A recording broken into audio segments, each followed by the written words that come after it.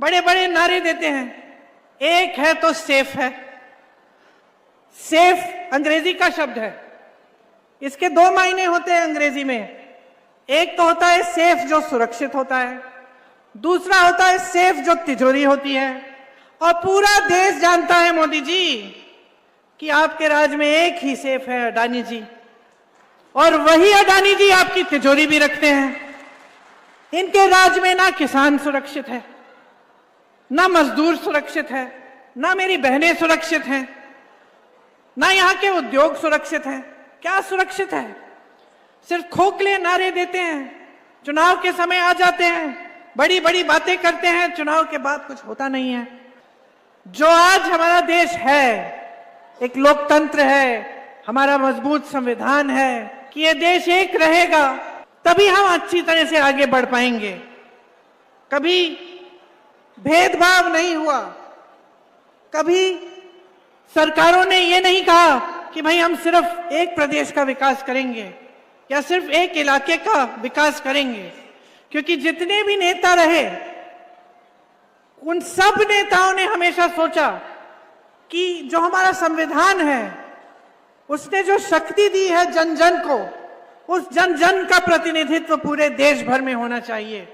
तो बड़े बड़े उद्योग बने, पंडित नेहरू जी ने लगवाए, इंदिरा जी ने लगवाए, उसके बाद भी लगे, तो सिर्फ एक प्रदेश में नहीं पूरे देश भर में लगे।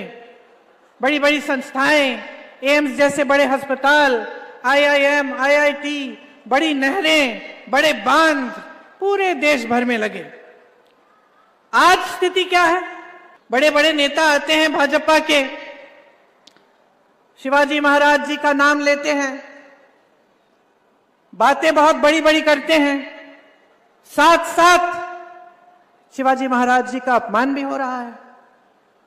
उनकी प्रतिमा का शिलान्यास 7 साल पहले मोदी जी ने लगवाया। किसी ने पूछा क्या हुआ? वो प्रतिमा बनी ही नहीं, आस्ते आस्ते उसका काम बंद किया गया, उसका निर्माण ही बंद हो गया। संसद के बाहर उनकी प्रतिमा थी, वो हटाई गई। सिंधु दुर्ग की जो प्रतिमा बनी उसकी हालत देखिए, ढह गई। इतना भ्रष्टाचार था कि उसके बनाने में भी भ्रष्टाचार किया, लेकिन हां, मंच पर नाम जरूर लेंगे। असली सम्मान नहीं है, इनकी बातों में गहराई नहीं है। दूसरी तरफ आप कांग्रेस की सरकारों को देखिए, जहां जहां कांग्रेस की सरकार बनी हमने गारंटी दी, हमने कहा चुनाव के बाद हम इन गारंटियों को आपको गारंटी देते हैं, हम ये चीजें करेंगे। आप कर्नाटका में फोन लगाइए, तेलंगाना में फोन लगाइए, हिमाचल में पूछिए, जो गारंटी हमने दी वो चुनाव के एक दिन बाद से लागू होनी शुरू हुई। हम कहते हैं कि हम कुछ करके दिखाएंगे, तो चुनाव के बाद जैसे ही सरकार बनती है वो काम शुरू हो जाता है। उसके विपरीत भाजपा की विचारधारा है, भाजपा की सोच है। ये सोचते हैं कि यहां मंचों पर कुछ भी कह सकते हैं, लेकिन कुछ करने की जरूरत नहीं है, उस पर खरा उतरने की जरूरत नहीं है, कि कोई जवाबदेही है ही नहीं जनता के प्रति, कि जब चुनाव आएगा तो हम ऐसे ही नारे दे देंगे, जनता का जो ध्यान है उसको बांट देंगे, इधर उधर कर देंगे, धर्म के आधार पर कुछ कह देंगे, जाति के आधार पर कुछ कह देंगे, जनता के जज्बात उभर जाएंगे, जनता का ध्यान भटक जाएगा और हम चुनाव जीत जाएंगे। तो एक जो जवाबदेही होती थी, जो हमारे संविधान ने बनाई, संविधान में लिखी हुई है कि वोट आपका है, शक्ति आपकी है, आप बदलाव ला सकते हो, जनता के प्रति जवाबदेही होगी हर नेता की, हर प्रधानमंत्री की, हर मंत्री की, वो इन्होंने आस्ते आस्ते 10 सालों में वो परंपरा छोड़ दी है और वो जवाबदेही खत्म होने जा रही है। क्योंकि जब राजनीति की जो दिशा है वो इस तरह से बदल जाती है कि वो आपकी समस्याओं की बात नहीं करती, वो जो आपकी सच्चाई है, जो आप जी रहे हैं, जो आपका संघर्ष है, उसके बारे में चर्चा नहीं होती। चर्चा होती है तो आपके ध्यान भटकाने वाली चर्चा होती है। तब यही होता है कि नेता सोचता है कि कोई बात नहीं, हमें काम करने की जरूरत नहीं है, हम तो बस चुनाव के समय कुछ भी कह देंगे, चुनाव जीत जाएंगे। तो ये बहुत गलत परंपरा है। आज देखिए आपकी कितने संघर्ष हैं, मेरी बहनें यहाँ बैठी हैं, आप मेहनत करती हो अपने बच्चों को बड़ा करने के लिए, अभी यहां धूप में बैठी हो, घर जाओगी, खाना पकाओगी, जो खेती में काम करता है खेती में जाएगी, काम करेगी, फिर भी घर आके काम करेगी, बच्चों की परवरिश देखनी है, परिवार के सब सदस्य ठीक है कि नहीं, कोई बीमार तो नहीं है, सब कुछ देखना है। सबसे ज्यादा मेहनत महिला करती है, सबसे ज्यादा मेहनत, सबसे ज्यादा संघर्ष। और देखो परेशानियां कितनी हैं आज, महंगाई कितनी बढ़ा दी है इन्होंने। 10 सालों में इतनी महंगाई बढ़ गई है कि आज आप त्योहार भी खुशी से नहीं मना सकते। जो खुशी का मौका है उससे भी घबराने लगे हैं लोग, क्योंकि महंगाई इतनी बेहद ज्यादा हो गई है। हर चीज पे जीएसटी लगा दी है, कपड़ों पे जीएसटी, दवाओं पे जीएसटी। जो छोटे छोटे दुकानदार हैं, जो छोटे छोटे बिजनेस चलाते हैं, उनके नाक में दम कर दिया है, कोई कमा नहीं पा रहा है, बेरोजगारी चरम पे है। आप बच्चों को पढ़ाते लिखाते हो, मेहनत करते हो। आज देखो ये जमाना नहीं रहा कि कोई गरीब परिवार का है, गांव में है, तो सोचता है कि चलो 8वीं तक पढ़ा देंगे और बस। ये जमाना नहीं रहा। आज गरीब से गरीब परिवार में, पिछड़े से पिछड़े इलाके में कोई चले जाए, देखे गरीब से गरीब परिवार में माँ बाप चाहते हैं कि ये बेटा पढ़ेगा लिखेगा, अच्छी इसका अच्छा भविष्य बनेगा, और कुछ भी करते हैं उसकी पढ़ाई लिखाई के लिए। लोन ले लेते हैं ट्यूशन की फीस को भरने के लिए, इम्तिहान देगा, पास हो जाएगा, रोजगार मिलेगा, बहुत मेहनत करते हैं। लेकिन भविष्य क्या है आज नौजवानों के लिए? इम्तिहान देते हैं तो उसमें भी कुछ घोटाला हो जाता है, गड़बड़ हो जाती है। माँ बाप पढ़ाते हैं लिखाते हैं, मेहनत करते हैं, रोजगार नहीं मिलता, नशे का शिकार बन जाता है। तो सरकार की सबसे पहली नीति तो यही होनी चाहिए कि मजबूत रोजगार दिलवाए, कि जो आप मेहनत कर रहे हैं उसका हम समर्थन करें, सरकार समर्थन करे, आपको आगे बढ़ाए। लेकिन इनकी नीति ये है कि जो देश का है वो सब एक आदमी को पकड़ा दो। देश के बंदरगाह, देश के हवाई अड्डे, देश की बड़ी बड़ी कंपनियां, इन सब से रोजगार मिलता था, ये सब अडानी जी को दे दिए। आपकी जमीनें देने जा रहे हैं। छत्तीसगढ़ में पूछिए कितनी जमीन खा गए हैं आदिवासियों के, आपके हक जा रहे हैं और आपको रोजगार नहीं मिल रहा है। यहां से बड़ी बड़ी कंपनियां जा रही हैं, और जो सरकारी कंपनियां हैं उनमें कॉन्ट्रैक्ट का सिस्टम आ गया है, ठेके का सिस्टम आ गया है। आज महाराष्ट्र में 2.5 लाख खाली पद हैं, और अगर मैं अभी कहूंगी कि हाथ उठाओ यहां कितने बेरोजगार नौजवान हैं, तो सारे हाथ उठ जाएंगे। उठा के दिखाओ। सारी जनता बेरोजगारी से जूझ रही है, पढ़े लिखे बच्चे, किसी को के पास रोजगार नहीं है, 2.5 लाख पद खाली पड़े, आपने भरे नहीं है। तो क्या कर रहे हैं? सरकार क्या कर रही है? बहनों ध्यान से सुनो, ध्यान से सुनो। चुनाव आने लगा और 4 महीने पहले आपके लिए स्कीम निकाली है, लाडली स्कीम इनकी, जिससे आपको 1500 रुपए महीने दे रहे हैं। आप मुझे बताओ, 2.5 साल से इनकी सरकार रही है, 2.5 साल से कहां थे आप जानती हैं? सोचिए, मान लीजिए किसी की बेटी की शादी किसी घर में हो गई और एक नालायक से शादी हो गई। उसने शादी कर ली, आपने शादी करा ली, और वो नालायक काम नहीं करता, बेटी की देखभाल नहीं करता, कमाता नहीं है, जाके जुआ खेलता है, पीता है, जो भी करता है। एक दिन आ गया कि वो घर आया, बड़े प्यार से बातें करने लग गया आपकी बेटी से, और अच्छी अच्छी बातें कर रहा है कि मैं ये खरीद के दूंगा, वो खरीद के दूंगा। तो आप क्या कहेंगी? क्या कहेंगी बेटी को? अब यही कहेंगी ना कि असली चरित्र पहचानो, ये तो 2-3 दिन से अच्छा है, इसको कुछ जरूर चाहिए होगा तुमसे, यही कहोगी ना। तो यही तो सिलसिला है। 2.5 सालों से कुछ नहीं किया, अब चुनाव के पहले आ गए, लाडली बहना लेके 1500 रुपए आपको पकड़ा रहे हैं, सोचते हैं कि आपका वोट खरीदेंगे इन 1500 रुपए से। और आपसे कितना लिया है इन सालों में इन्होंने? महंगाई इतनी बढ़ चुकी है, आपका बच्चा पैदा होता है, उसके लिए दूध खरीदोगे तो दूध पे जीएसटी लगा दिया। स्कूल गया, स्कूल की फीस भरने के लिए आपको इतना महंगा कर दिया कि आप भर नहीं पा रहे हो, कॉपी पेंसिल पर जीएसटी है, खाने और कपड़े पर जीएसटी है, बीमार पड़ गया आपका बच्चा उसके इलाज पर जीएसटी है। इतनी महंगाई है कि आप टैक्स पे टैक्स भर रहे हो।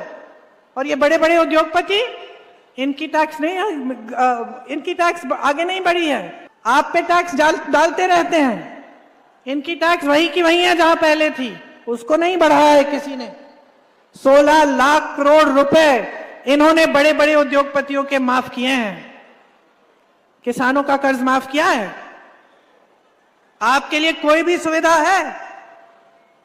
आज किसान परेशान है, परेशानियों से लदा हुआ है, कमा नहीं पा रहा है, हर चीज का दाम महंगा हो गया है, खेती पे जीएसटी है, सब चीज महंगी हो गई है, खेती नहीं कर पा रहा है। जो आपकी जमीनें हैं ये दी जा रही हैं माइनिंग के लिए, अलग अलग चीजों के लिए आपसे छीनी जा रही हैं।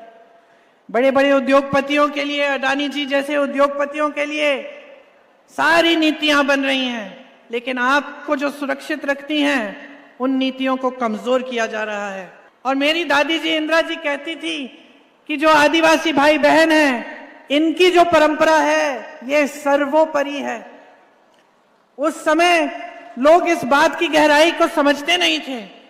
आज पूरे विश्व में लोग कहते हैं कि पानी, कि धरती, हमारे पहाड़, हमारे जंगल, इनका आदर करना चाहिए, इनको बचा कर रखना चाहिए, नहीं तो हमारी पूरी पृथ्वी ही खत्म हो रही है।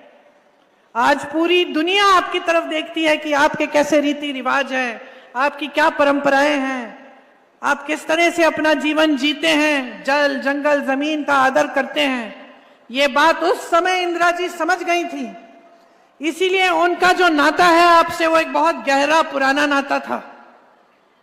और उसी रिश्ते, उसी समझ पर ये कांग्रेस पार्टी की नीतियां बनी, आपको सुरक्षित रखने के लिए। पैसा कानून भी बना आपको सुरक्षित, आपके हक को सुरक्षित रखने के लिए। आज ये सारे कानून कमजोर किए जा रहे हैं। पूरे देश में 22 लाख आदिवासियों की जमीन पे क्लेम है, वो नकार दी गई है। तो आपका जमीन पे जो आपका हक है वो कमजोर किया जा रहा है। मुझे मालूम है कि यहाँ पे उस सिकल सेल एनीमिया जो है उसकी वजह से काफी परेशानियां हैं आपकी। ये बड़ी बड़ी बातें जो मोदी जी, उनके मंत्री जी करते हैं आपके सामने, ये सिर्फ बातें ही रह गई।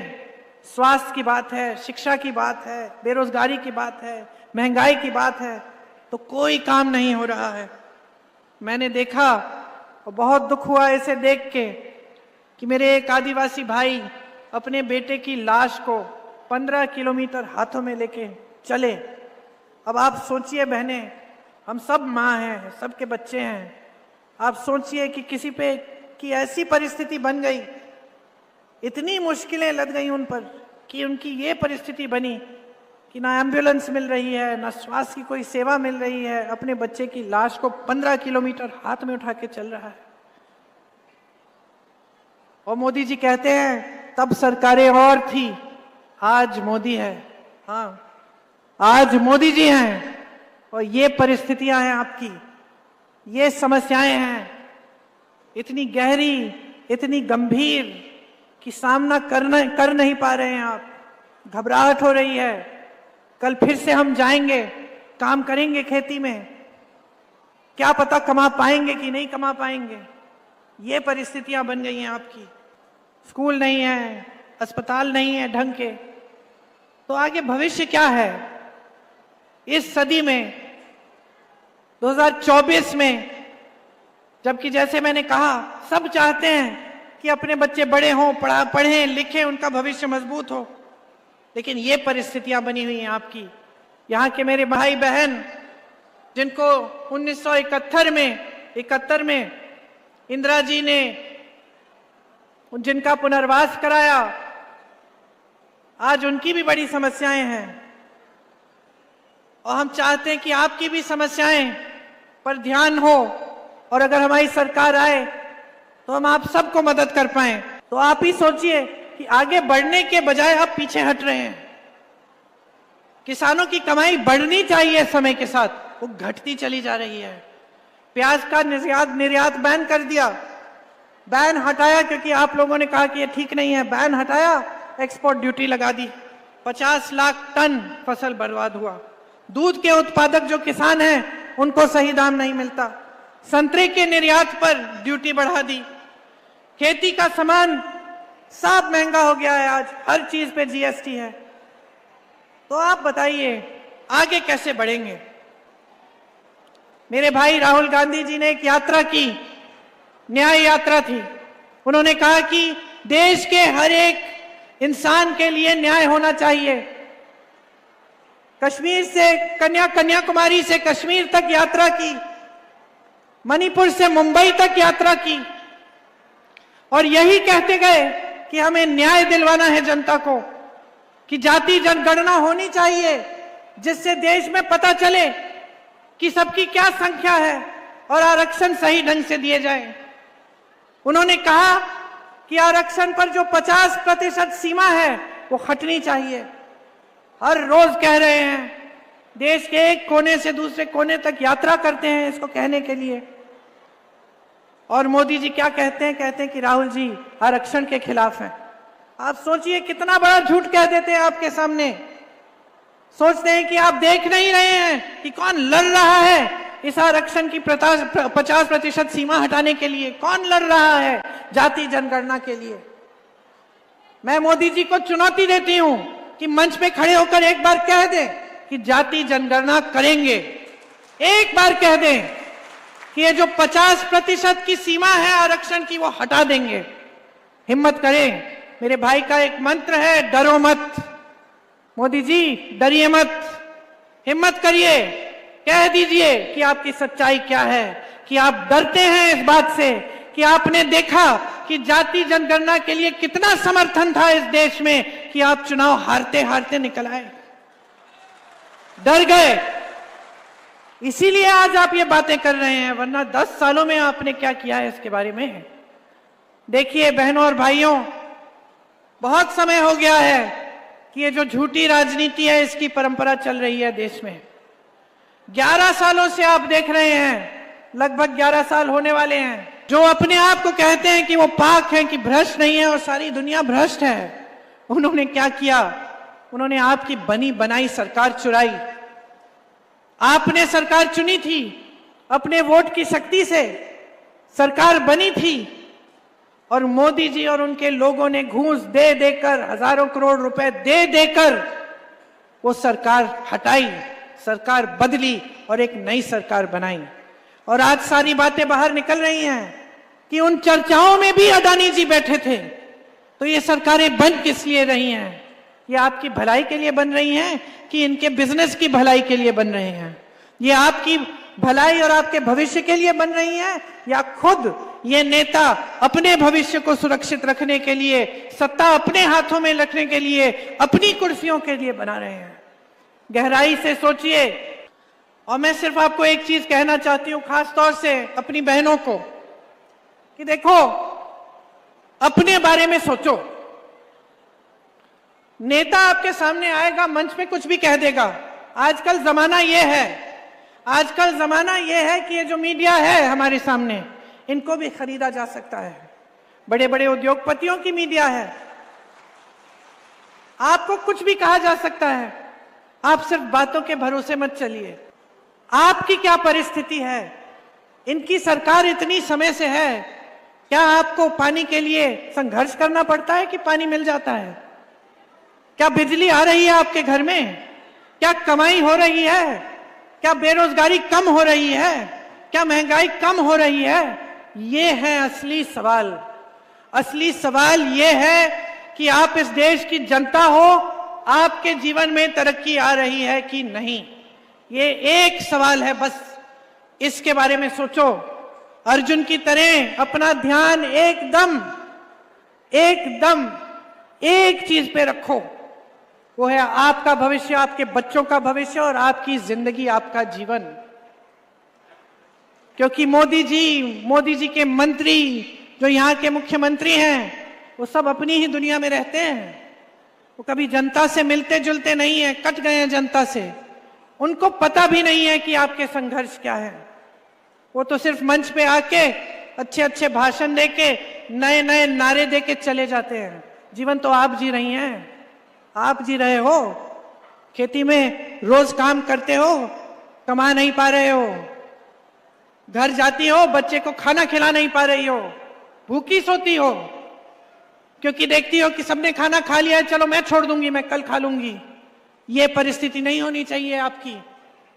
इसीलिए अगर आप अपने लिए नहीं लड़ेंगे, अगर आप अपने वोट की शक्ति को नहीं पहचानेंगे, अगर आप खड़े नहीं होंगे और आप नहीं कहेंगे कि बहुत हो गया, हमें बदलाव चाहिए, हमें एक नई सरकार चाहिए जिसे कोई खरीद ना पाए, जो हमारे लिए काम करे, जो हमारी जरूरतों को पूरी करे, जो हमारी समस्याओं का हल करे, तभी बदलाव आएगा।